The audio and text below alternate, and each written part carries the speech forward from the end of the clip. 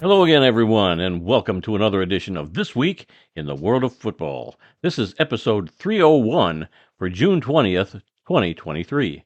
I'm your host, Randy Snow. On this week's show, the playoffs are set in the USFL. Antonio Brown and his Albany Empire team have been unanimously voted out of the National Arena League, and the Detroit Lions say no to a second straight season of HBO's Hard Knocks. But I'm not here by myself. Across the table from me, as always, is my son Adam. I gotta lick my lips over here. Oh, Sorry. shut up. Hi, how you doing? Stumbled out of the gate a little bit, didn't you? Yeah, well, I need to give you more opportunities for bloopers, I guess. Oh, I don't do audio bloopers. You know that. That's your department. Yeah, well, thanks a lot for my Father's Day. You're gift. very welcome. I mean, Jeez. I think it's been a lot of fun. For who? For fans of this show. For you. For fans of our YouTube channel. You're very, very, very, very welcome. What else was I going to say? I thought maybe you were riding the high off of episode 300 last week. You know, a little drunk on enthusiasm since you don't drink. But, or drunk on having a good time at the movies this weekend. Well, I don't know. I'm not drunk on anything. Oh, yeah. So that's clear now. You'd be a lot more fun if you were. Stone cold sobered. Here we go. We come to you each week from the fabulous World of Football Man Cave, located right here in the center of the football world, Kalamazoo, Michigan. We're here to promote the game of football in all its many forms, past, present, and future. Our goal is to educate, inform, and entertain our listeners with the glorious buffet that is the world of football. All this while keeping a close eye on the rich history of the game. Thanks for checking out our podcast. We'd love to get your feedback on one of our many platforms: Apple Podcasts, SoundCloud, Stitcher, TuneIn, Spotify, iHeartRadio, and Amazon Music. So you can simply ask your Alexa device to play the World of Football podcast. You can also find our podcast in its full audio form on YouTube. That is our YouTube channel, which is youtube.com/@theworldoffootball, as well as other selected videos on that site. Like last week's history lesson, which involved Norma Hunt, I'm going to have to stop you right there. That wasn't last week's. That is the upcoming history lesson that's coming out tomorrow. That's right. We're changing the format. We talked about it 301. Last week's history lesson video we put out was that of NFL and college coaches with 300 career wins. And then we also released a video, or I released a video, of Randy's greatest bloopers for Father's Day. So if you haven't seen that yet, it's great. That's why if you didn't get the licking your lips joke, you should go check that video out because you'll get it. You'll understand the joke. Okay, so last week's history lesson was the number 300 as it pertained to college and NFL coaches. Like I just said. Yeah. And so I don't know where in the new script you're putting the tease for the next history lesson. Maybe this is a good spot for it. But yes, this upcoming week's history lesson that you can find on the YouTube channel tomorrow will be Norma Hunt, Kansas City Chiefs owner, who just passed away recently. Yes. Randy decided to do a video on her, and so that'll be up at some point on Wednesday the 21st. Okay. Yeah, I actually was going to mention that later, but well, since you goofed up and put it in your script already, that's on you. Okay. So let's begin today's show with Adam, rotten little kid that he is, and the World of Football scoreboard. That's right. This week we had a total of 17 games across 1, 2, 3, 4, 5 leagues. I had to sit and count because that maybe that's something that needs to be added as I type that down real quick. But we're going to start things off with the CFL, because we love the CFL, and as of right now, that's the king daddy of all football league being played right now.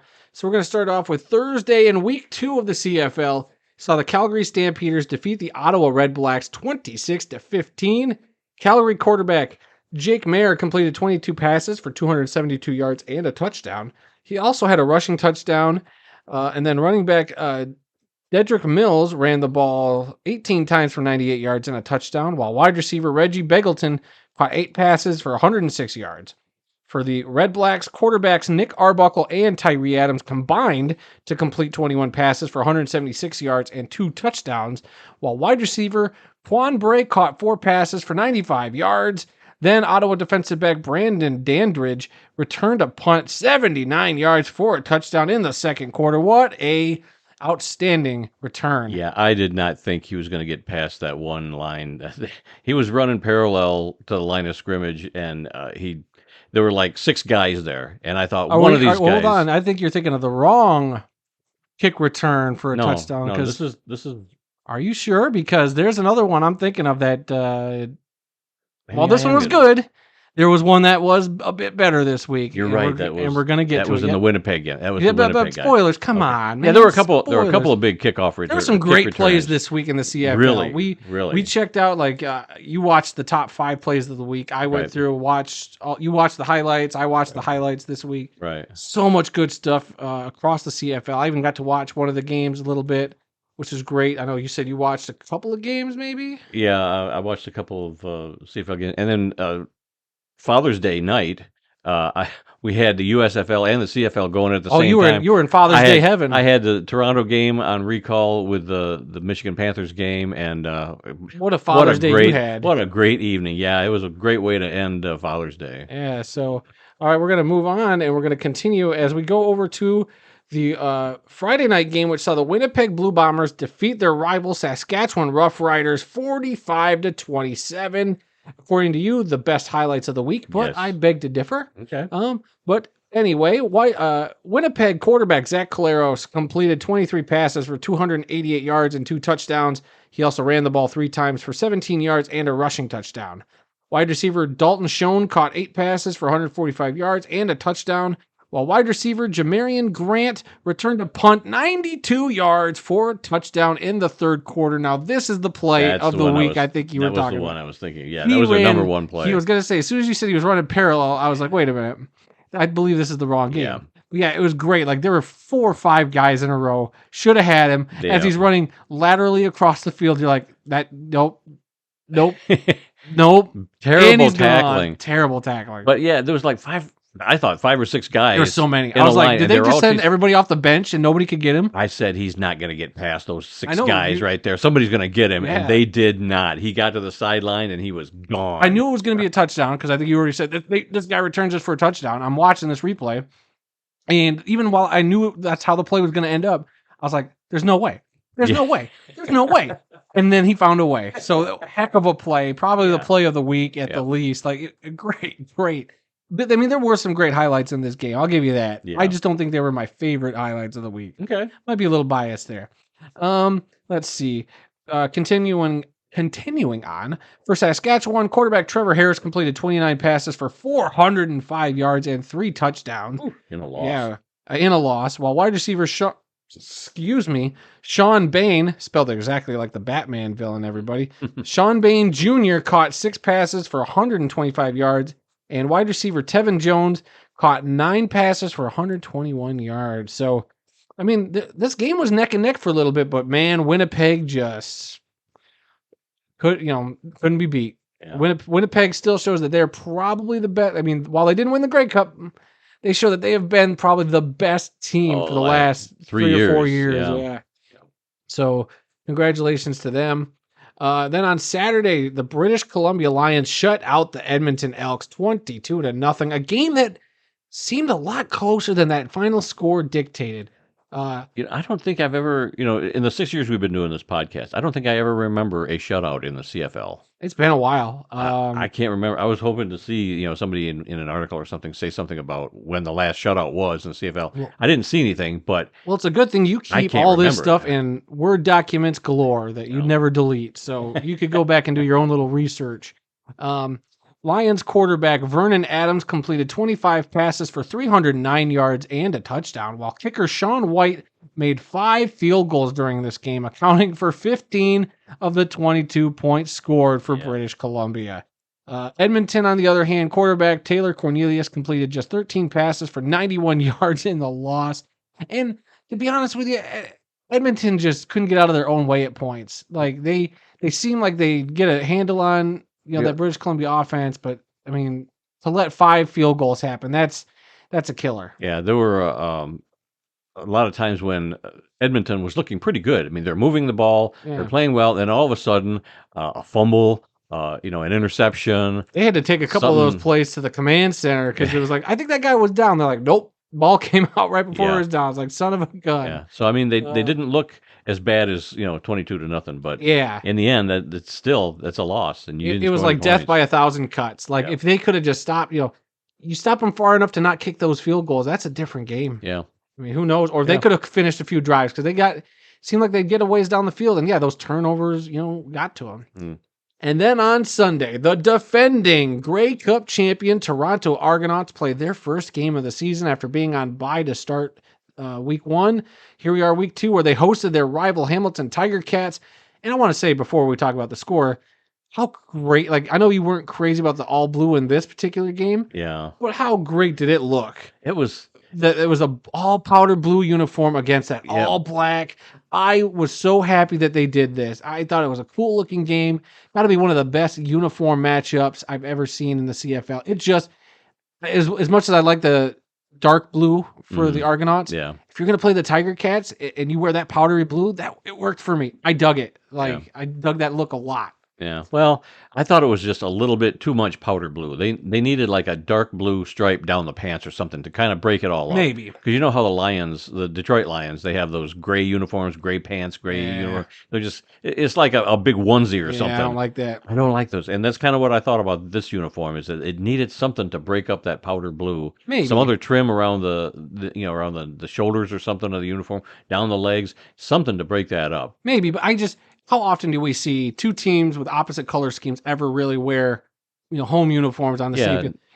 Other than USC and UCLA, I can't think of anything else that happens on the the regular for that kind of thing to happen, because I don't know what it is. Like, there's so many teams with such vastly different color schemes. I'm surprised we don't get this more often. Like, I think maybe the Lions and Bears did it one time, where the Bears and Lions both wore home uniforms during a game, but I think the Lions were wearing their throwbacks. Forget, but I could be wrong. But it's just, or the one time the Vikings and Lions wore white uniforms against each other. There you go. That's a throwback to a history lesson we got on the channel. Yep.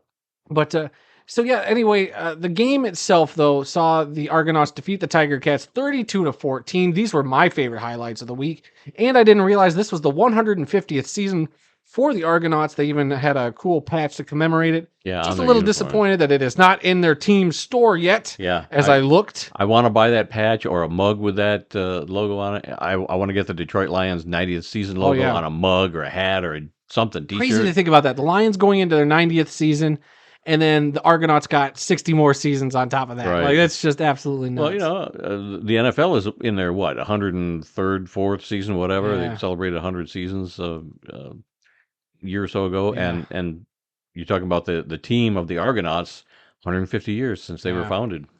Right, even as a rowing team. Yeah. But anyway, Toronto quarterback Chad Kelly looked fantastic during the game, completing 14 passes for 214 yards, no touchdowns. He did score 3 rushing touchdowns, though. That might be a big difference from going from McLeod Bethel Thompson to Chad Kelly. Like, great running quarterback, it looked like. And I'm excited to see what kind of season he has ahead of him. Then wide receiver DeMonte Coxey caught 6 passes for 131 yards. Then for Hamilton, brand new quarterback Bo Levi Mitchell and then Matthew Schultz combined to complete 29 passes for 276 yards and a touchdown. Words are hard. Wide receiver DeQuill Williams caught 6 passes for the Tiger Cats for 102 yards.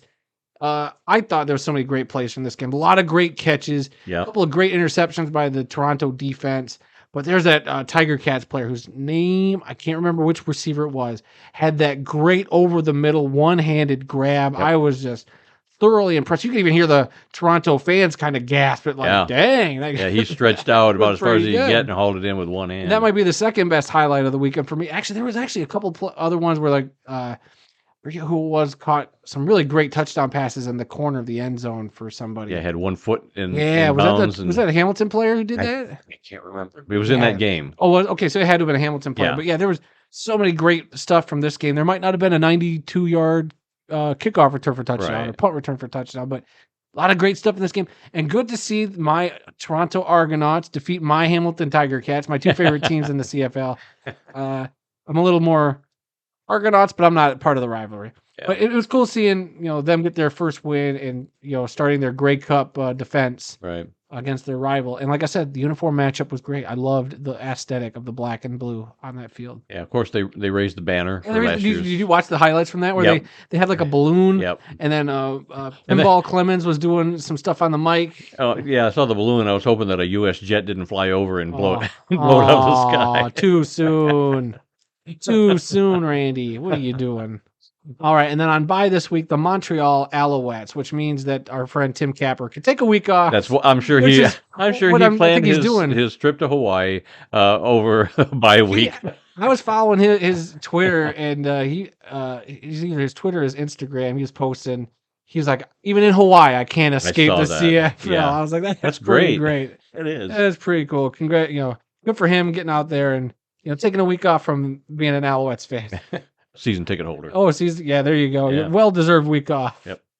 All right. Then we're going to move on to the USFL. It was the final week of the regular season, which means every team was still hunting for a playoff spot. Yeah. Well, I mean, one team pretty much had it locked, but seeding and, 90% of the league still up, spots up for grabs. So let's get into it. We started on Saturday as the Pittsburgh Maulers defeated and eliminated the New Jersey Generals from the playoffs 26-6. Pittsburgh quarterback Trey Williams completed 17 passes for 154 yards and a touchdown, while New Jersey quarterback Devontae Johnson completed 12 passes for 136 yards, no touchdowns, and 2 interceptions. And the Maulers, after last year, they were the first team to be eliminated last year from the playoffs. So for them to bounce back, get into the playoffs is a pretty cool thing for them. So very happy for them. And then the Birmingham Stallions, who we already knew had a playoff spot, but they were just essentially trying to lock up that number 1 seed in the South Division, defeated the Memphis Showboats 27-20.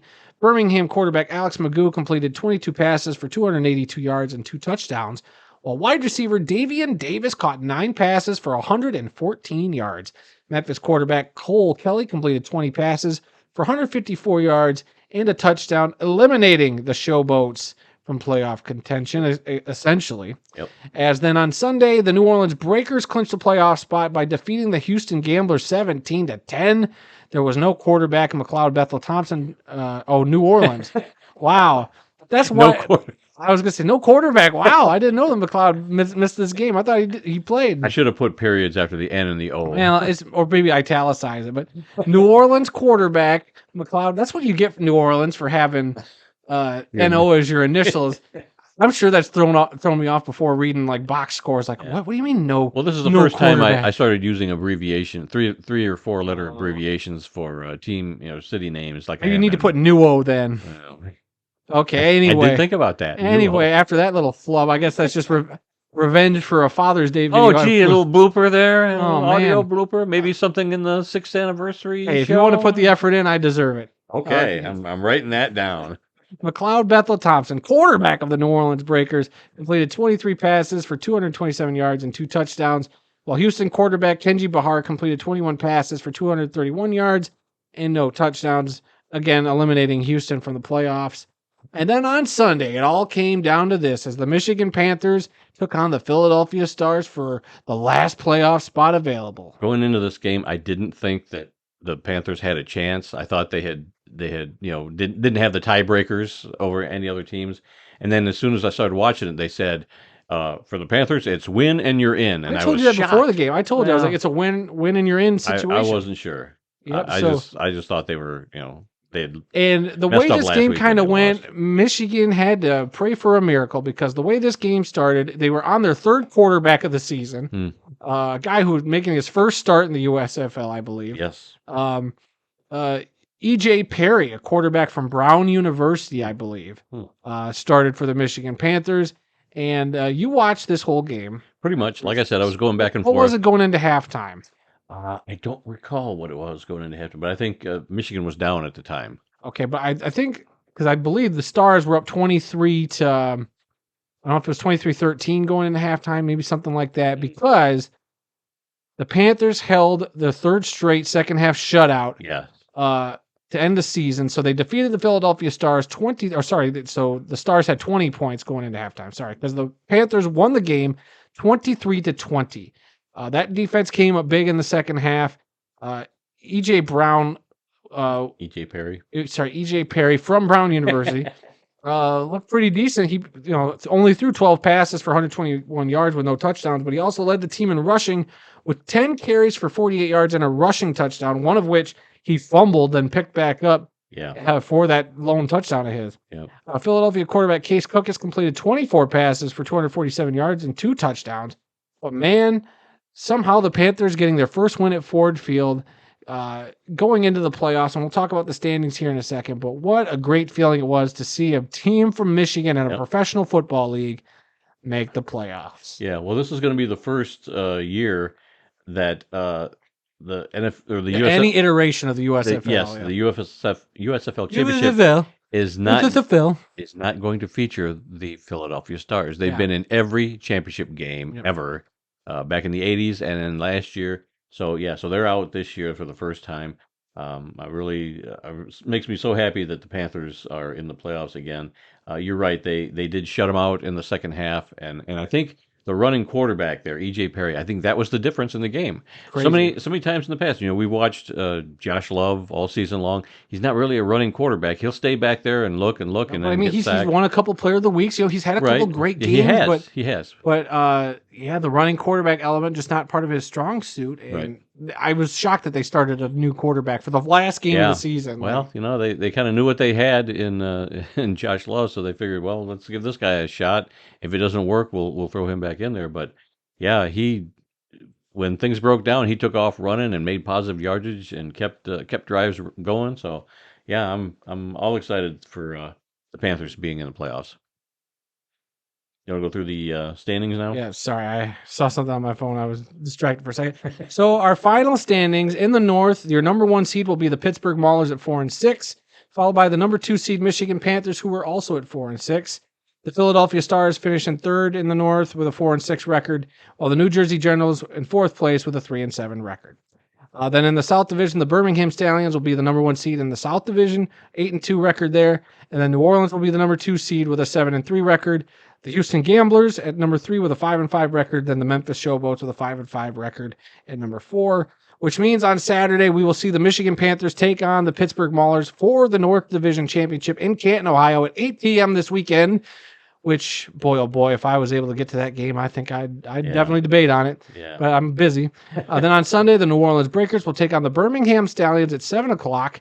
And in Birmingham, home game, which will set up for a championship game as the winners will meet in Canton on July 1st. That's a Saturday at 8 p.m. And if the Panthers make it, I am definitely debating on going. I am going to be out of town. I know won't you be will able to make that. I'm so upset. If they make it to the championship game, man, oh man. I am definitely debating on making that drive, even if it's by myself, just to say I've been to 2 straight USFL championship games.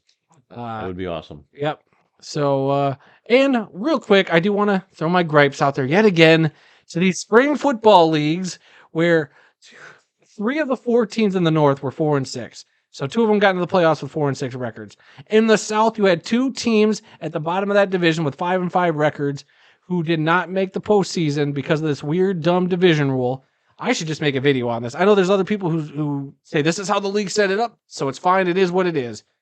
I get that.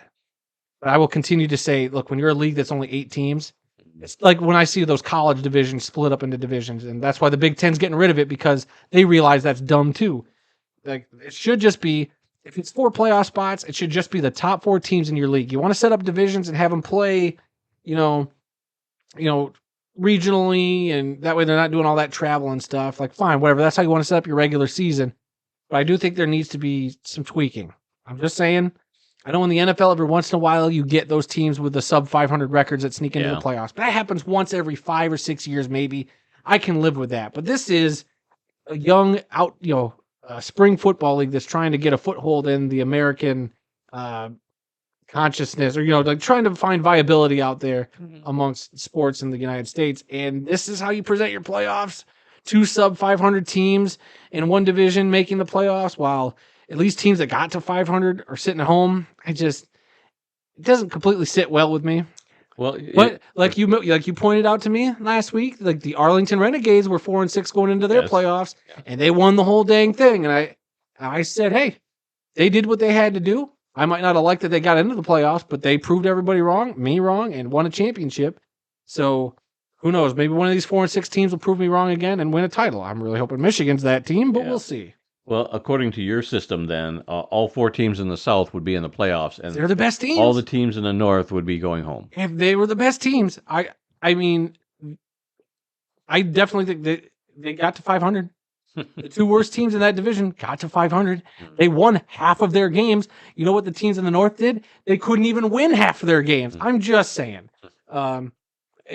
It's just a personal thing. If I were the commissioner of that league, I would have definitely been like, we can have divisions, but when it comes to the playoffs, it's top 4 teams no matter what. Or at least like division winners maybe get automatic bid. But then the rest is, best record, whatever. But that's just me. But I don't run a football league. Well, they could have done like a crossover thing, like the CFL does, where you're still going to have a champion from the East or West up there, but for the second place team, you might cross over a team to the other half. Yeah, with that CFL type of thing, it could have been the Pittsburgh Maulers hosting the Houston Gamblers.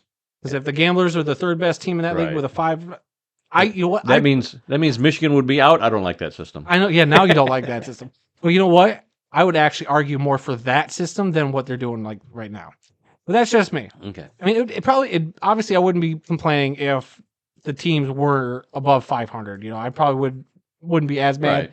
But I still think at the end of the day, when you're a spring league that only plays a handful of games and you only have a handful of teams, setting it up in divisions isn't wise. I can attest to that by playing fantasy football. And I set up my first league in divisions. And you want to know something? That didn't work out great. So after that, we just picked the best teams that make it. I've learned from my mistakes, and the USFL and XFL should too. Well, like you said before, hopefully this doesn't happen, but every once in a while, maybe every 4, 5, 6 years, something like this will happen where everybody's below 500. Right, and maybe next year the teams in the North will be over 500. I won't have to complain about it. And maybe they'll go a couple years without something like this happening again. But just the fact that it did happen right now in only year 2. Maybe if they win a few years and then it happened like year 4 or 5 down the line, then maybe it'd be like, all right, this is only something that's happened one time in 5 years. But this is 50% of their seasons has ended up like this, is all I'm saying. I'm sure there are people who don't feel the same way, which is fine. We're going to move on, though, because I'm sure you're tired of hearing me beat that dead horse. Yep. All right, then. In the Indoor Football League, I'm still talking. Great. On Saturday, we had a flipple header, and that's a reference to tomorrow's history lesson. The Bay Area Panthers defeated the Vegas Nighthawks 56-41.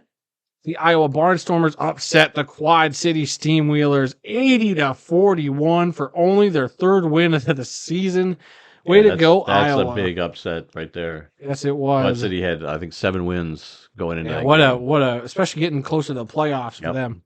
Then the Sioux Falls Storm squeaked by the Tulsa Oilers 35-34. Then the Frisco Fighters defeated the defending Indoor Football League champion Northern Arizona Wranglers 37-29, helping Frisco clinch a playoff spot. Then on Saturday, to finish out the flipple header, the San Diego Strike Force defeated the Tucson Sugar Skulls 59-54. And then on Sunday, the Arizona Rattlers in the lone game of the day defeated the Duke City Gladiators 57-34. And then on bye in the Indoor Football League, the Green Bay Blizzard and the Massachusetts Pirates. And with that, we're going to look at the Indoor Football League standings. In the East, it was the Frisco Fighters at 10-2 to lead that division and clinching a playoff spot, followed by the Massachusetts Pirates at 8-3, the Quad City Steamwheelers at 7-5, the Green Bay Blizzard and Sioux Falls Storm at 6-5, the Iowa Barnstormers at 3-9, and then the Tulsa Oilers at 1-11. In the West Division, it is the Bay Area Panthers at 8-4, the Arizona Wranglers at 8-4, the Tucson Sugar Skulls at 6-5, the defending IFL champion Northern Arizona Wranglers at 6-6, the San Diego Strike Force at 4-7, Duke City Gladiators at 4-8, and then the Vegas Nighthawks also at 4-8. And now we're going to throw it over to Randy, who's going to talk about the CIF's championship game. Yes, it was Champions Indoor Football Championship Bowl number 8, which saw the Omaha Beef taking on the Salina Liberty. The Omaha Beef won the game by the score of 50-30, improving to 12-0 on the season. Congratulations to the Omaha Beef. It's the second CFL title for the Beef. CIF. What did I say? CFL. Oh, did I say CFL? Yep. CIF. And the first season in CIF history that a team has gone undefeated during the entire season. So good for them. Congratulations, Omaha Beef. The Omaha Beef have been around for a long time. I mean, I've been seeing their name for years. Yeah, at least 20 years. I think they celebrated their 20th anniversary last year, the year before. Okay. They have been a staple in the indoor game, jumping from I remember the National Indoor Football League way back in the day. Yeah, they've jumped around to a couple different leagues, and this is why I've always thought, like, if we ever talk history lessons, or team history lessons, the Omaha Beef would be one to probably dive into because they've got a long history in that town. They clearly love that team. This team, they get good players. They are consistently pretty good, it sounds like, at least lately. So, the Omaha Beef, a name I remember from the dial-up internet days coming across. So, congratulations to them. Yep. So that completes the Champions Indoor Football season for this year. Look forward to reporting on their games again next year. And finally, we're going to talk about the National Arena League. It was week 11 for them. There were 2 games on Saturday.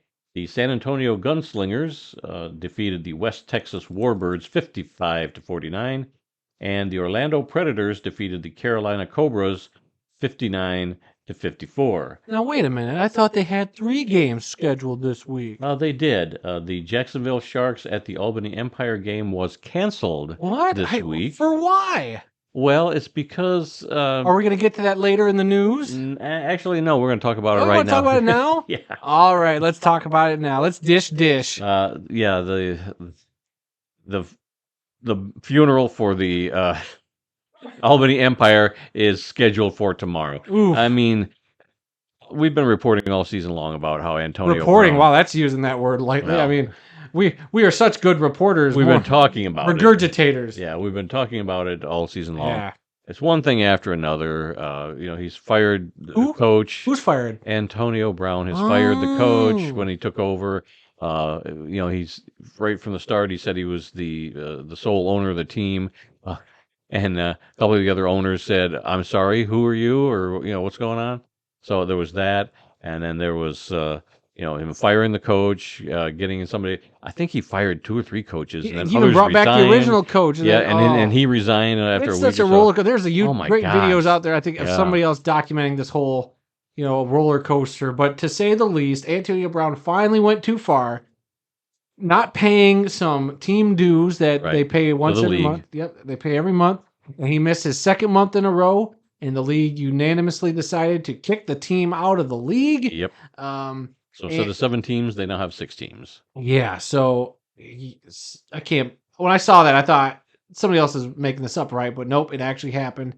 And I watched the video of him ranting like before, talking about not even going to play in the NAL after this year. Yeah, this was we're going to the AFL next year. Like, I can only hope, nay, pray.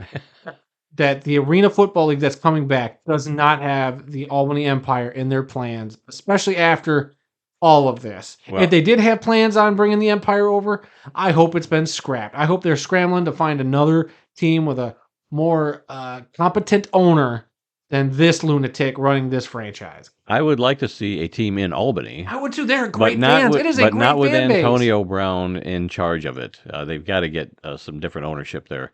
Yeah, and get him gone. Maybe they could bring back the original Albany Firebirds name and logo. That would be great. And still find a way to get his dad involved in the team. At this point, his dad's the general manager of that team. Yeah. His dad's going to have that stink on him from this. Well, that's true. Unfortunately, I'm sorry. As great as Touchdown Eddie Brown is, honor him as a player. Maybe make him more of a honorary face or an honorary member of the team. But I am sorry, you cannot, in good faith, get him involved somehow. But not financially, not running your organization in any capacity. I'm sorry, Touchdown Eddie Brown. As great as you were for that team in this league, we're going to have to ask you not to be involved like that. Built by association with Antonio. I mean, how much enabling did he let his son do? I don't know. Where's he been this whole time? I haven't heard him make a peep. He was supposedly the general manager now. Heard a word about this. Yeah.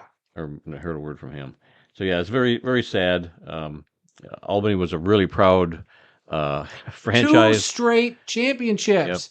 to 1-6 before they got kicked in out the of the National league. Arena League. Yeah, 2 straight. This Yeah. was The last might have been winners their of the 3rd year. Arena Bowl and the Arena Yep. Football League. They Won were a a title great in the team, Arena great Football players, League. and they isolated and got rid of dudes that were great indoor football players. Yeah, he cut a bunch of players too. Yeah. Good players. And Yeah. so I don't know what was going Not on. paying players. So this whole circus show, I hope they take this team away from Antonio. Do you think that maybe he did all this to make the team bad so that he'd have an excuse to get out of the contract with the National Arena League? I don't know. I don't know if there's if they have a contract for multiple years or if it goes year to year or whatever. I'm not sure, but maybe because I think his whole thing was he was going to jump to the Arena Football League next year. That's what he says, but And you so know how much BS comes out of that dude's mouth? That's true. I That's cannot true. like I can't believe it. Like what league would want a dude who wasn't paying his dues? Yeah. Like in no capacity would I see that and go, yeah, well, we'll take you. Yeah. We'll risk you not paying your dues for our league or Yeah. however that financial system is going to be set up. Like, Yep. you can't risk it. And if they do, I will. And I'm going to say it right here, right now. I will not support the Arena Football League. I will advocately. Is that a word? Adamantly advocate against this league. I will make videos for this channel. I will talk crap about the Arena. If this is the way they go, this is an ownership group that has just ruined a franchise, even though it's a different league, but it's a fan base and a team name that was a part of the Arena Football League. Fan base that supported them through 2 different leagues. And now this one dude comes in and ruined that for this great fan base. In the course of about 4 months. Just utterly set it ablaze and burned it to the ground. And all the while looking like a buffoon owner from beginning to end. So, Commissioner Hutton, if you are listening, which I don't know why you would, I'm sure not. But if anybody wants to clip this out and send it to him, go ahead. Yeah, don't do it. I don't care because Mr. Hutton, if your league brings in an Albany Empire team or any team with Antonio Brown as ownership, I'm out. I am completely out. I will not support that league. I really hope they aren't going to. I hope they're smart enough not to. When you're a league trying to get off the ground, why would you want this cancer? No, look what it just did to this franchise. Think if it got involved in the Arena League. I think this has really ruined the plans, whatever plans the Arena Football League had, and I'm pretty sure it included Albany. It might have. And I think having touchdown Andy Brown and maybe Antonio Brown associated with that team was what they were hoping for. I think that they have now had a monkey wrench thrown into all their plans, so they're going to have to rework everything. Whether it's bring in new ownership in Albany and rename them the Firebirds like the original team name, or to go with a different city. To forget Albany at least for now until things can settle down, and maybe they can come back to Albany in a year or two. Right. But yeah, I think Albany was. This is just me talking. I don't know. I think Albany was on their radar, but not anymore. Yep. Not anymore. I agree. I'm in that same spot, and I hope that's where their head is at. Yeah. I hope they avoid him at all costs. Right. And if they, like I said, if they bring him in, No, I might be done. How could they possibly do that? There's no way. You say that, and then we'll come back to this recording. I'm gonna go na. I told you so. Okay. All right. So where were we at? The standings. All right. Let's see. Okay. Got a little off track there. Yeah. Okay. So we were talking about the Jacksonville Sharks at the Albany Empire game being canceled. On bye was the Fayetteville Mustangs last week, so there won't be any more byes. They're reworking the schedule to. Yeah, they announced that they were reworking schedule. the schedule. Yep. They've got it just for this week, and then they'll have the rest of the season after that. But for the standings right now in the National Arena League, the San Antonio Gunslingers sit at the top with a 7-1 record. Jacksonville Sharks at 6-2. Carolina Cobras at 5-3. Fayetteville Mustangs 4-4. Orlando Predators 3-5. The Texas Warbirds at 2-7, and the Albany Empire, who have been kicked out, were at a lowly 1-6. How would you like to be the Texas Warbirds? Be like, well, at least we're not the worst team in the league, Albany Empire, and then they're gone. It's like, shoot, now we're oh no, we're the sucky team. We suck again. All right, and that's it for this week's World of Football scoreboard. Wow, a lot of stuff going on there. Man, oh man, and who knows what other craziness will happen in the next one. Oh, gosh. Tune in next week to see what else is going on. Listen, we don't got video for this one. Yeah.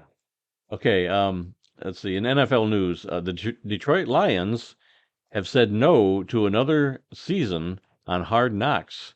We were talking about this last week, that they were they were going to ask Detroit if they wanted to do it for a second year in a row, and I guess they told them no, That's thanks. the report going around. Yeah, like Yep. it sounds like, and I believe Mike Florio from the Pro Football Talk show on NBC or whatever, Peacock channel, whatever. You can find him on YouTube. I think he was interviewing one of the Bears front office people, might have been the general manager. I'm not sure who we talked to, but I saw this quote around on Twitter saying that Hard Knocks and HBO don't want to have any hostages when it comes to Hard Knocks. They want volunteers. So, like, though they have 4 teams, including the Bears, that are eligible to be forced into Hard Knocks, they're actively, apparently, asking around the league looking for volunteers, as opposed to this one of the 4 teams they have slated, and that's why it's been taking so long. Mm. Apparently, the Bears said there's no way they're going to do it. So. Who knows? This is a weird evolving saga behind the scenes. Has a team ever volunteered to be on Hard Knocks? I think they've sure. all been basically forced to. Well, I know to like the be in Lions there. were one of 3 teams last year that were eligible, but the Lions, it sounded like early on in the process, at least said, fine, we'll do it. I don't know how adamant they were. I know like Dan Campbell said they were hesitant when they first came in, but then you get used to the cameras. But because they announced that in March. It's June now, like Right. of this year. So last year in March of 2022, they announced the Lions were going to do it. So who knows? I want to say the Lions had to have volunteered for it because they probably said, "Hey, you're one of the 3 teams that have to do it," and maybe the Lions finally just said, "Fine, whatever, we'll do Right. it." And But that I was think it. this year everybody is saying no, they don't want to do it. So I still think they're going to have to force somebody. So I think they will too. So tune in next week and find out who's being forced to be on Hard Knocks this year. The Hard Knocks drama continues. Same football time, same football channel. Heck no, we won't go. Speaking of the Lions, More Lions talk, yes. the Lions have also teased an alternate helmet that will be unveiled tomorrow. You sent me this picture. It's a picture of I think it was like a Mustang or something. Of a Ford GT, Yeah, Mustang GT. and it had the date. It had the stripe along the back, kind of like Honolulu. It was like a Honolulu blue car. And it had tomorrow's date on it. Tomorrow's date, but it had a kind of reverse stripe. Like the Lions have the blue stripe going down the center of their helmet. So it was the reverse of that, where it was like a silver stripe in that same style going along the back of the bumper. And so now everybody's thinking, is it a blue helmet with a silver stripe? Or is it a maybe it's a misdirect and it's just the cars different colors, and maybe it'll be a white helmet. Well, but the license plate said alternate helmet. Yeah, alternate helmet. Yeah. But I'm just saying, what is the car indicative of what the helmet will look like, or is it just a car that's Lions colors and it's just saying that we're announcing a helmet? I'm inclined to think that's what the helmet's going to look like, is the blue helmet shell with a silver stripe going down the middle. And who knows if they'll change the Lions logo to silver for that helmet or what. No idea yet. But the part of the rumor I don't like, because I guess I could live with that helmet. It probably wouldn't be my favorite. I want the white helmet. I hate change. I know you hate change, but I want a white Lion helmet shell with the blue stripe still to go with the white uniform that they've been doing. I've been digging that. But I heard there's a rumor going around that whatever this blue helmet is, it's getting paired with their silver or their all gray uniform. Uniform I hate. I've seen people are great on the internet at uniform mock-ups. Right, I love those on Twitter. A lot of great unique designs people come up with. But somebody showed a mock-up of a blue Lions helmet, kind of the way they were teasing. Right. On that gray uniform. And I'm sorry, if that is what it is, top 5 worst uniform in the NFL. Right off the bat. It might be a fine helmet, but pairing it with that uniform makes it automatically top 5 worst uniform in the NFL. Yeah. Well, you were saying that they were teasing a whole new uniform for this year, and it's never happened. No, the uniform I think is next year for sure. All right. There were talk that they were going to do some uniform redesign, but then apparently that got pushed back to next year. So I think we get the alternate helmet this year. Then next year we're going to see a whole new tweaked set of uniforms. So, I hate change. I know you hate change, but the Lions at least have been not super drastic with their uniform change. It's always been a version of the Honolulu blue, right, with the silver, the silver stripes. Except for that period where they added black for some dumb reason, it's at least looked kind of similar. Well, you look at teams like the Bears. The Bears haven't changed much over the years. The Packers have not changed. The Vikings have not really changed. The Vikings have gone through some dramatic changes. Well, there might have been some different hues of the No. purple. They have gone through some weird uniforms. The helmet has always looked the same, though. Yeah. So, but the Lions helmets essentially some look the teams same. never change, and other teams change all the time. I don't know. I think the Lions could tweak some stuff. That's fine. Yeah. But I still like their current uniforms the way they are, except for their gray unis. I say go back to the uniforms that they were wearing when Barry Sanders was there. I think you could big numbers that you could still actually do read. that. Bring back the blue face mask. I will die on that hill. Bring back the blue. As I'm looking at your mini helmets up there of the last 4 Lions helmets they've ever had, and bring back the blue face mask, and keep that current Lions logo, but add the blue face mask and bring back that old Barry Sanders style uniform. Maybe some little modern tweaks here and there, but I think that's a winner. It's a classic look that I think a lot of fans would love to see return. Yes. Yep. All right, and some other NFL news. Rams head coach Sean McVay posted some pictures on social media showing that he and his wife Veronica are expecting a baby boy. Congratulations to him. I mean, on Father's Day they made this announcement. I guess she's 5 months pregnant. So It's always cool. I mean, we think about football and these guys' lives just in football. Right. And Sean McVay, well, maybe not my favorite coach. He's an entertaining personality. Right. And he seems like a decent dude. So congratulations to him. I definitely liked him on Hard Knocks and when they were on, and so congratulations. And weren't you saying that a Lions player? Yeah, linebacker Alex Anzalone just announced on Twitter a little while ago that him and his wife are expecting a baby girl, and their son was like wearing a pink shirt with a little ultrasound in his hands. So second child for them. Pretty cool. I love seeing when these players make announcements like this, because we all forget sometimes that these are people with lives and families, and we just think about them on Sundays and whether or not they made the game-winning tackle or the game-winning call. They cost my fantasy team a victory. I said 8 times last season, but it's why I also love football is it's more than just the game. It's great people and personalities also, and their families, and it's cool how they embrace it. You talk about family in your upcoming history lesson with Normal Hunt, right? Which you could watch on YouTube tomorrow again, everybody. But football is more than a game, and I like when real life, can break through there. Okay, and our last story from the NFL this week. The NFL has released new guidelines on gambling to its players, coaches, and anyone who works in the NFL. You were telling me about this just before we I just happened to stumble upon this while I just scrolled through Twitter right before we record. And so this comes from, and I saw the NFL app just made that announcement too, that the NFL has made, as they say, or ESPN, made this post about the NFL to reinforce its gambling policy of players. 6 things the league will emphasize. And Ian Rappaport at Rap Sheet on Twitter, NFL, news pundit. Insider, He's insider. You see him on the Pat McAfee show all the time. These are the 6 key rules, apparently, that the NFL is reiterating to their players. Number 1, don't bet on the NFL. Seems like a no-brainer, right? Yep. You're like leaning back from the microphone. Come on, you still got to give your input. Well, I know that you were going to be talking about this, so I thought it'd be so you kicked back like you had a lazy boy back there with your arms behind your head, like you were going to nap. Fine, I'm leaning towards the microphone. Okay. Number 2, don't gamble at your team facility while traveling for a road game or staying at a team hotel.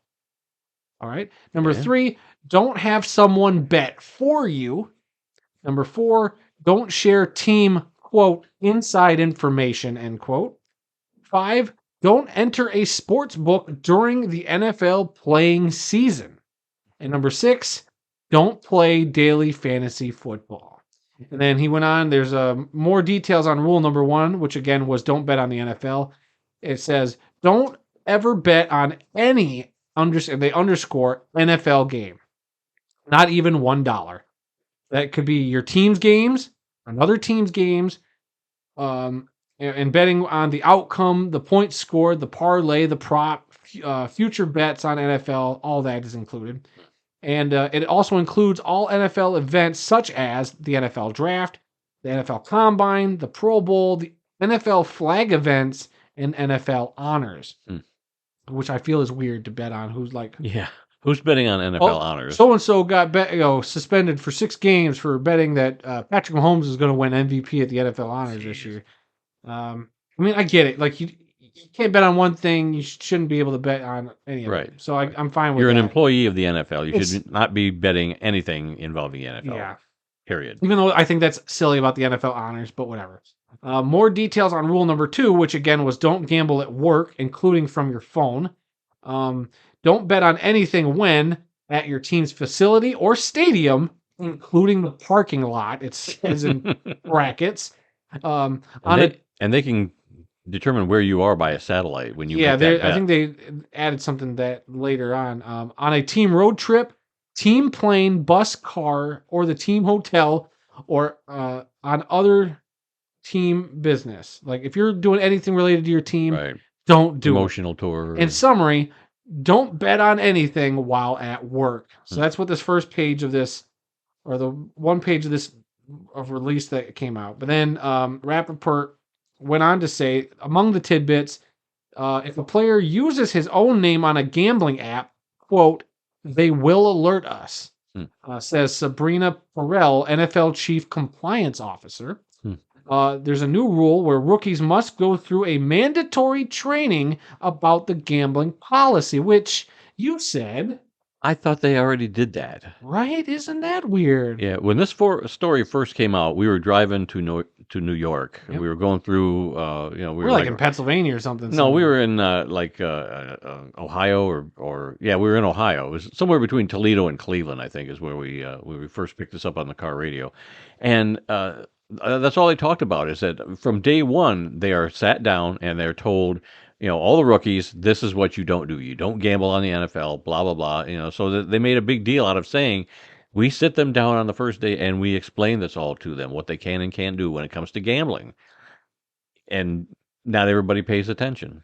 And so let me get to this last bullet point, and then I want to talk about that. Okay. Then the third bullet point he posted was there is no carve out for Vegas players. So there's no exception for the Vegas players. Right. They live in Vegas. So by releasing this, reminder, this whatever, is this an admission of guilt by the NFL that maybe, just maybe, their day one, sit the rookies down, symposium, whatever they're doing, wasn't good enough, wasn't thorough enough, and now we have a player like Jamison Williams who is suspended for 6 games, and now we're gonna reiterate the rules. Does the suspension? I'm not saying he still shouldn't maybe be suspended, maybe a game or 2, but 6 games for betting in the parking lot. Because they made sure to emphasize, including the parking lot, because he's like, I didn't know that I couldn't do that. Like, so clearly, to me at least, and I'm just kind of reading between the lines here, clearly there was something there where they had to reiterate. Either it's maybe there's more guys about to come out and they just keep finding the same issue, right? Which means, maybe you do need to walk back a couple of those suspensions you just handed out a couple months back, or I forget where my brain was going with that, but.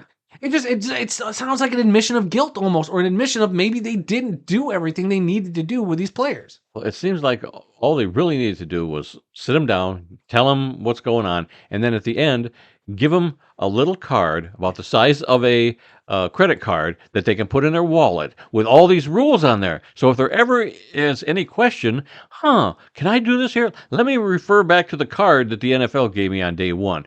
Yep, I can't do it from the parking lot. It says right here, parking lot, no. So, okay, we better leave the parking lot and go to my house. Or you just don't bet on NFL games. Let's go back to just one rule. Like, just don't bet on games. Come on. But I mean, didn't Jamison Williams get in trouble for betting on basketball? I think it was college football or something. Okay, yeah. So I mean, that part is legal, but he did it from a facility, and that's illegal. Right. So, if he had known that, if he'd pulled out the little card and said, "Oh, I can't do it from a team facility. I'll wait till I get home and make that bet." NFL players carrying around business cards, a little card. Are you kidding me? I'm sorry. That's what better way can you do? I mean, some of them have problems carrying around their handguns and leaving them in airport baggages. Story which we're not going to cover, but if you know, you know.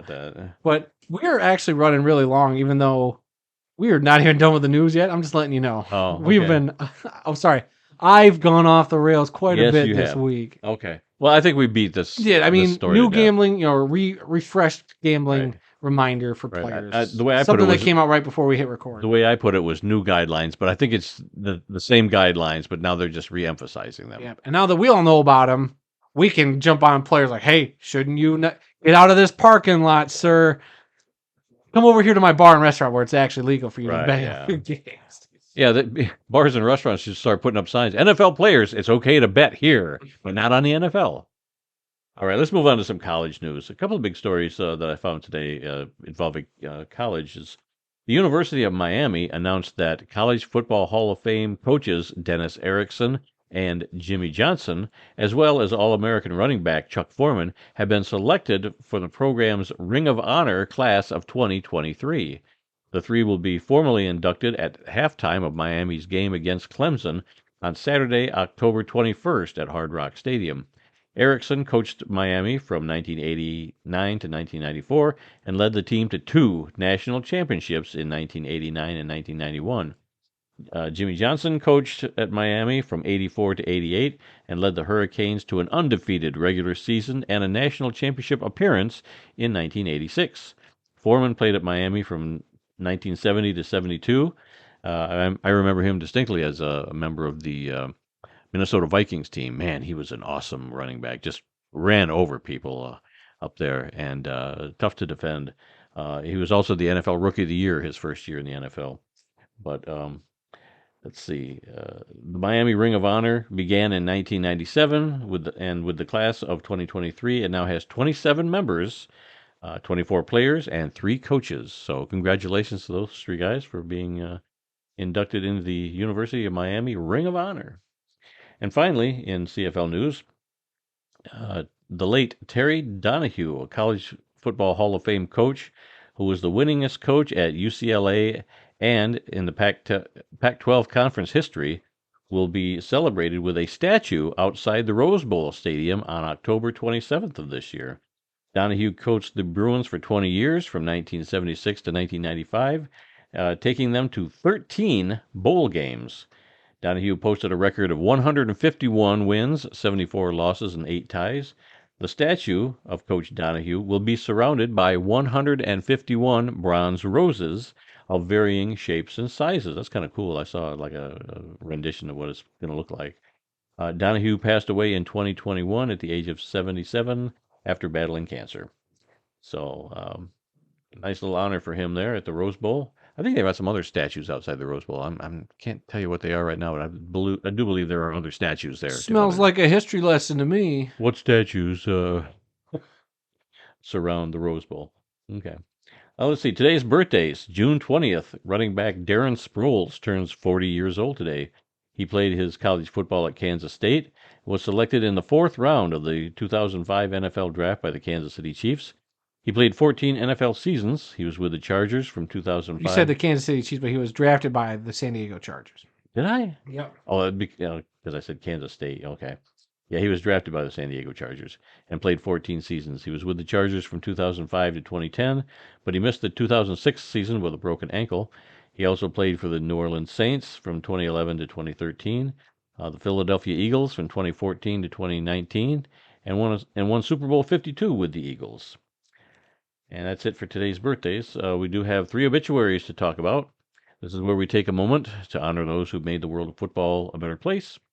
First obituary is that of Bob Brown, a tackle in the NFL for 10 seasons. He's passed away at the age of 81. Brown played college football at Nebraska and was selected with the 2nd overall pick of the 1964 NFL Draft by the Philadelphia Eagles. He was also selected with the 4th overall pick in the 1964 American Football League Draft by the Denver Broncos. Brown signed with the Eagles, where he played from 1964 to 68. He was named the NFL Rookie of the Year in 1964. He was traded to the Los Angeles Rams, where he played from 1969 to 1970, and was then traded once again, this time to the Oakland Raiders, and he finished his playing career with the Black and Silver from 1971 to 1973. Brown was inducted into the College Football Hall of Fame in 1983 and the Pro Football Hall of Fame in 2004. Our second obituary is that of Dave Vitti, a defensive back and wide receiver in the Canadian Football League for 8 seasons, has passed away at the age of 83. Vitti played college football at Boston University. He signed with the CFL's Hamilton Tiger Cats and played his entire career with the team from 1962 to 1969. He won 3 Grey Cup titles during his career in 1963, 1965, and 1967. Our final obituary is Homer Jones, a wide receiver in the NFL for 7 seasons. He's passed away at the age of 82. Jones played college football at Texas Southern and was selected in the 20th round of the 1963 NFL Draft by the New York Giants. He was also selected in the 5th round of the 1963 AFL Draft, American Football League, for you folks that don't understand that, by the Houston Oilers. He signed with the Giants and played for the team from 1964 to 1969. He finished his playing career with the Cleveland Browns in 1970. He is credited with being the first player to ever spike the ball after scoring an 89-yard touchdown catch and run against the Philadelphia Eagles in 1965. In 1970, he returned a kickoff 94 yards for a touchdown against the New York Jets in the very first Monday Night Football game ever played. So, a couple of historic distinctions there for Mr. Homer Brown. And this is where I was going to insert a little talk about our upcoming history lesson, which are now going to be exclusively on YouTube. Yep. And the one we're going to do this week is that of Norma Hunt. It's one we did many years ago. I think it was episode 123. So it's been a while, but because she passed last week, we thought it would be nice to bring that one back. So now we've got a video about that. And so, yeah, all of our history lessons are now, we're still doing them every week, but now they're exclusively on our YouTube channel where we do a nice little video. You put everything together. And it'll be up Wednesday. Okay. Depends on when I get done, but it could be Wednesday morning. We'll post it either 8 o'clock then, or it'll be sometime in the afternoon. We'll get it up. Yep. And so we still plan to do new ones, but we will reach back for one that we've done several years ago that is maybe appropriate now Right. to bring it back. So a combination of old and new history lessons, but now all made videos. And the hope was to eliminate, 4 or 5 minutes from the show, tighten the show up a bit, which clearly didn't work this week as we break the 1 hour mark. But well. Alas, we're about to wrap this up, but we still have to get through our upcoming events calendar. Yes, Saturday, July 1st, the USFL championship game in Canton. Hopefully the Michigan Panthers will be there. And hopefully I will too. Yeah, Thursday, August 3rd, the Pro Football Hall of Fame game in Canton between the Cleveland Browns and the New York Jets. Who will hopefully be on Hard Knocks. Yeah. I really think they should make the Jets be on it. It should be the Jets. That should be who's doing it this year. Tuesday, August 15th is going to be our 6th anniversary show. We're going to have some audio highlights of the last year and maybe a little revenge. Randy's going to dish out now. Just a little bit. Let's see. Saturday, August 26th, the FBS College Football Week 0. The featured game there is Navy versus Notre Dame in Dublin, Ireland, and there will also be 6 other games that day. And finally, on our upcoming events calendar, Thursday, September 7th, the NFL regular season begins with our beloved Detroit Lions traveling to Kansas City to take on the Chiefs. That's going to be a good game. It should be. I still, now that I think about that game, I just got my ticket yesterday. I will be in a cornfield watching this game. Cornfield. Yep, I will be in a field. Well, maybe not a cornfield, but I will literally be camping out in a field, waiting to get into my music festival the next day. Wheatland up in Remus, Michigan. I'm there every. You do this every year. Every year, and it's always that Thursday night. We camp out before the gates open on Friday, and that's when the NFL always plays that game. And of course, this year the Lions are on, and I'll be in a field, probably watching from my phone. We'll see. Maybe I can find a friend who's got a big screen TV in their RV that we can watch the game. I'll make friends real quick then. Hey, you got a nice looking TV. I'm going to wear Lion stuff head to toe, and hopefully somebody goes, "Hey, you want to come watch the game in my RV and drink some beers?" The game? I'll be like, "Yes, sir, you with the banjo over there. I will go watch the game in your RV." No, I won't, except drinks. I brought my own. All right. Well, that's everything I had. Anything else that you wanted to bring up? No breaking news. Nobody forced to be on Hard Knocks yet. Of course. I mean, the XFL, you didn't really mention it, but the XFL did a player draft over the weekend. They were making announcements, but I was like, the XFL's doing a draft right after the season. It's a little weird. It's bad timing, I think. But I mean, it is what it is. But I just thought that was a little thing I'd like to throw out there. Okay. All right. Well, that's all the time we've got for this week. That and a little more time than we shouldn't have been talking. If you learned something during this podcast about the incredible amount of diversity that exists in the world of football, then we have done our job. Visit our website at theworldoffootball.com for news, links, upcoming events, original articles, videos, and more. Our email address is info@theworldoffootball.com. You can like The World of Football on Facebook at TWOF Kalamazoo. You can also follow us on Twitter. The address is at TWOF Kalamazoo. New episodes of this podcast are posted on Tuesdays and are available on SoundCloud, Apple Podcasts, Stitcher, TuneIn, Spotify, iHeartRadio, and Amazon Music. So if you ask your Alexa device to play the World of Football podcast, you'll be able to hear us from whatever Alexa device you have in your home. You can also find the full audio version of our show on YouTube. Just search YouTube for The World of Football Kalamazoo or use the handle youtube.com/@theworldoffootball to find us. So please spread the word, subscribe, rate, review, give us a big thumbs up, leave us a comment. We always like to interact with people. Been a lot of great stuff. Randy's been corrected on history lessons. I've been criticized for my hot takes on USFL playoff seedings, which is fine. We love having the discussion. Let us know what you think, and please continue to be a part of the football conversation. And if some brave soul does want to send my clip of me dissing the Arena Football League, if they decide to pick Antonio Brown's team and put them in their league, let me know if you do that, because I at least want to be on the ready in case legally I get a prepared. meme. If Commissioner Hutton slides into my DMs calling me an asshat, like that's the last thing I at least like to be prepared for. Gonna have to lawyer up. Oh man, I don't know a lawyer. Hey, yes, I do, but I don't think it's that kind of lawyer. Yeah. And remember, folks, some people may love football more than we do, but nobody, and I mean nobody, loves more football than we do. Until next time, when we'll try and do a better job, I'm Randy Snow. And I'm pretty sure that's not going to happen. And we'll see you all next week.